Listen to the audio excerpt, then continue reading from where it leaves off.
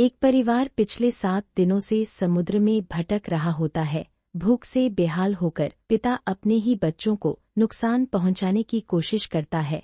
मजबूर होकर माँ अपने बच्चों की जान बचाने के लिए पिता को समुद्र में धक्का दे देती है, जिससे उसकी मौत हो जाती है। माँ अपने दोनों बच्चों के साथ समुद्र में भटकती रहती है। तभी उन्हें दूर एक छोटा सा द्वीप दिखाई देता है और लहरें उनकी नाव को उसी द्वीप तक पहुंचा देती है। माँ नाव से सारा सामान उतारकर द्वीप पर ले आती है।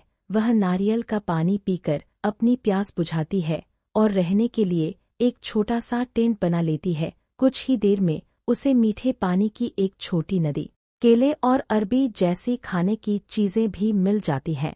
तभी अचानक एक भयानक तूफान आ जाता है। माँ अपने बच्चों को कंबल से ढककर सुरक्षित रखती है, जबकि खुद पूरी रात बारिश में भीगती रहती है। तूफान थमने के बाद वह रहने के लिए किसी बेहतर जगह की तलाश में निकल पड़ती है। घने जंगल को पार करने के बाद उसे समुद्र के दूसरे किनारे पर लकड़ी से बना एक पुराना घर मिलता है। वह वहीं रहने लगती है और अपने बच्चों को कठिन परिस्थितियों में जीवित रहने के तरीके सिखाती है।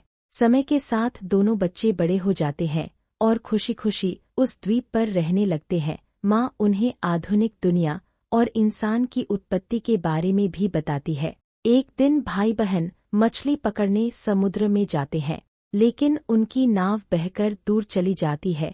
तभी कई शार्क उनके चारों ओर मंडराने लगती हैं और वे बीच समुद्र में फंस जाते हैं।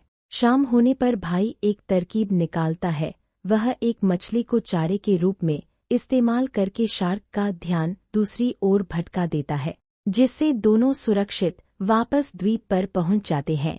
अगले दिन फिर एक भयंकर तूफान आता है और उनके घर की छत टूट जाती है। माँ छत की मरम्मत तो कर देती है, लेकिन इस दौरान उसकी तबीयत बहुत खराब हो जाती है। अपने अंतिम समय में वह बच्चों को जीवन की सीख देकर उनसे विदा लेती है। माँ की मृत्यु के बाद भाई और बहन उस सुनसान द्वीप पर बिल्कुल अकेले रह जाते हैं। धीरे धीरे समय बीतता है और दोनों जवान हो जाते हैं।